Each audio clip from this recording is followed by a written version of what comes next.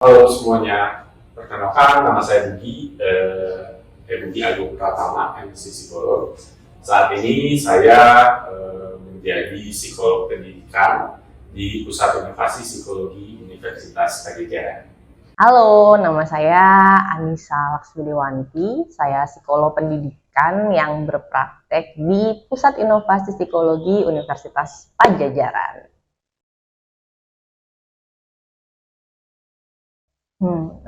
Saya memilih psikologi pendidikan itu awalnya karena saya tertarik dengan dunia pelatihan atau training.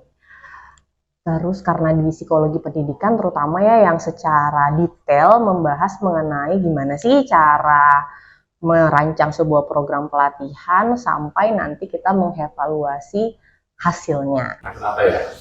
Jadi waktu mengambil magister profesi, saya memang tertarik dengan pengembangan karir individu. Jadi bagaimana karir seseorang itu bisa tumbuh, bisa memilih, dan bisa memutuskan. Jadi pada dasarnya karena hal itu saya akhirnya memilih psikologi pendidikan. Dan mungkin juga saya senang juga ya mengembangkan alat-alat ukur yang banyak juga nanti dipakai di dunia psikologi pendidikan. Terus setelah mengeksplorasi lebih lanjut, ternyata saya menemukan hal lain gitu yang terkait dengan psikologi pendidikan ini. Ternyata di psikologi pendidikan kita bisa belajar bagaimana sih seorang itu belajar. Belajar di sini tidak hanya dalam konteks atau setting akademik ya, tetapi juga dalam konteks atau setting yang lebih umum, termasuk dalam proses pemilihan jurusan dan juga karir.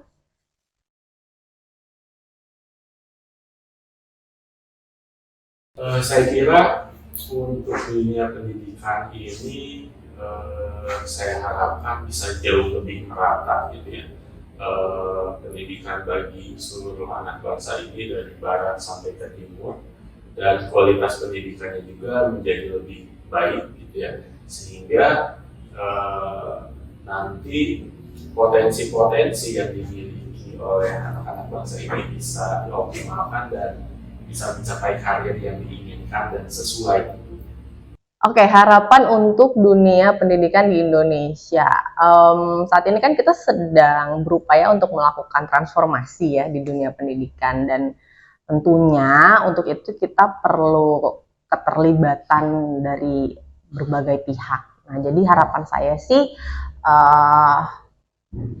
untuk para pihak-pihak yang terlibat ini bisa memberikan upaya-upaya proaktif dan juga lebih sinergis dalam membangun perubahan, dalam menyambut perubahan juga, sehingga harapannya nanti ke depannya proses transformasi ini juga bisa berjalan dengan lebih lancar.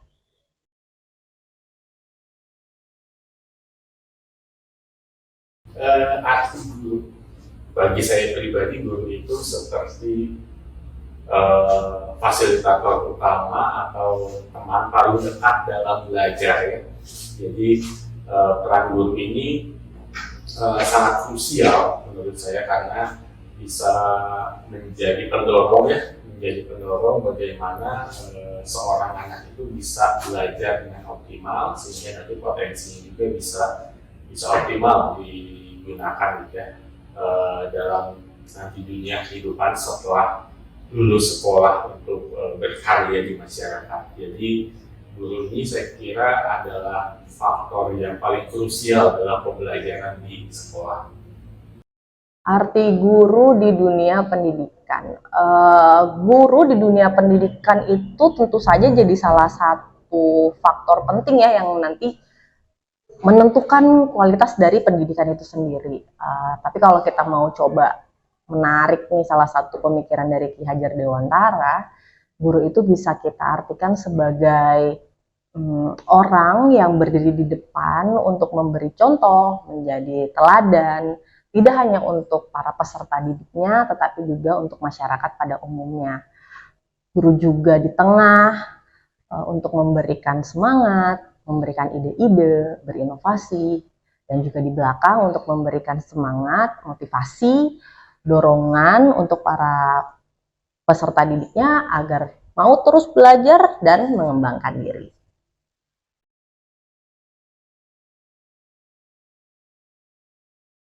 Pasti berubah. Kalau saya bilang pasti berubah. Yang saya rasakan terutama dengan perkembangan zaman gitu ya, pasti metode-metode yang dipakai gitu ya, metode-metode yang dipakai oleh para guru ini pasti berkembang terus gitu ya, dengan adanya teknologi gitu ya, dengan adanya pengembangan teknologi yang semakin maju, metode yang dipakai gitu ya untuk pelaksanaan pembelajaran ini pasti akan lebih maju gitu ya. Jadi punya banyak metode-metode baru yang saya kira itu bisa sangat membantu efektivitas pembelajaran siswa-siswa di sekolah. Dibandingkan dengan dulu aja saya sekitar satu dekade yang lalu tuh dengan guru-guru zaman sekarang itu juga udah kerasa tuh perbedaannya. Apalagi kan berarti ya selama dari waktu ke waktu tentu saja ada berbagai macam perubahan yang terjadi, mulai dari perubahan kebijakan yang terkait dengan bidang pendidikan, perubahan dari karakteristik peserta didik itu sendiri, dan juga apalagi kemarin ada pandemi, tentu saja kan hal-hal tersebut akhirnya memunculkan tuntutan-tuntutan baru ya untuk para guru.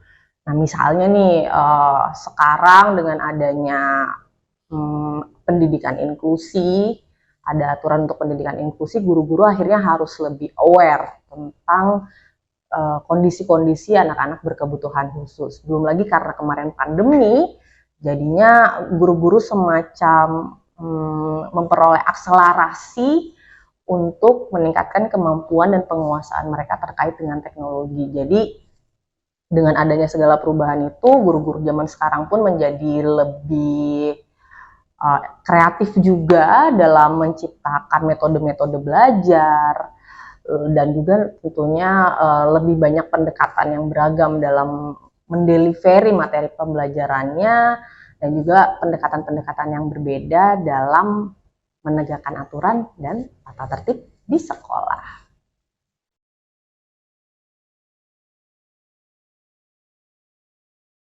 Harapan untuk guru-guru di seluruh Indonesia. Yang pertama mungkin harapannya mudah-mudahan guru-guru di Indonesia ini mendapat lebih terjamin gitu ya kesejahteraannya, agar mereka juga bisa lebih semangat, bisa lebih fokus dalam mendidik putra-putri kita.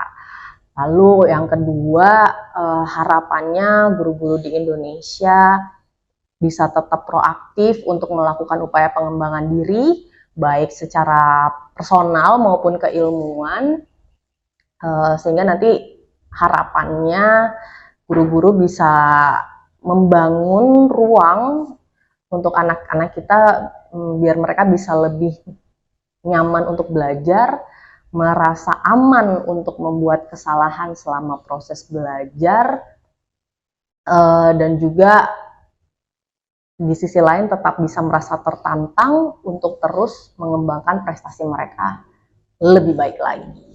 Gitu. Saya kira saya harapkan guru ini bisa lebih dilihat gitu ya, karena guru ini masih banyak ya di seluruh Indonesia ini, lebih bisa dilihat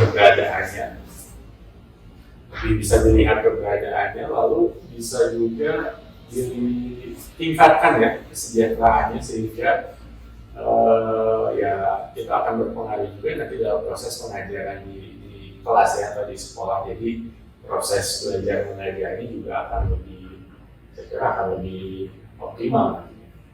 Satu lagi mungkin harapannya mudah-mudahan dengan segala tuntutan yang sekarang semakin banyak ya untuk para guru-guru ini, guru-guru punya kesempatan lebih banyak untuk melakukan kolaborasi dengan berbagai pihak, termasuk juga dengan kami para psikolog dalam melakukan penanganan terhadap para peserta didik maupun melakukan upaya-upaya pengembangan sebagai seorang guru.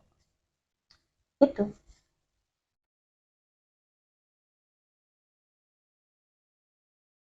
Guru-guru di seluruh Indonesia, khususnya Bapak Ibu guru yang semenjak dari TK sampai ke kuliah gitu ya, yang sudah meluangkan waktunya, tenaganya, pikirannya untuk memajukan pendidikan Indonesia. Terima kasih, selamat Hari Guru.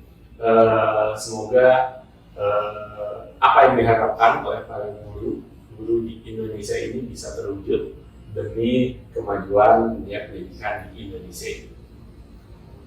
Untuk para guru-guru yang ada di seluruh Indonesia, khususnya guru-guru saya yang udah mendidik saya ya, dari zaman saya TK, SD, SMP, SMA, hingga saya lulus nih menjadi psikolog. Selamat Hari Guru. Terima kasih atas segala ilmu, dedikasi yang telah Bapak Ibu berikan. Karena seperti apa saya sekarang tidak terlepas dari jasa-jasa para guru-guru saya waktu dulu. Terima kasih sekali lagi, selamat Hari Guru.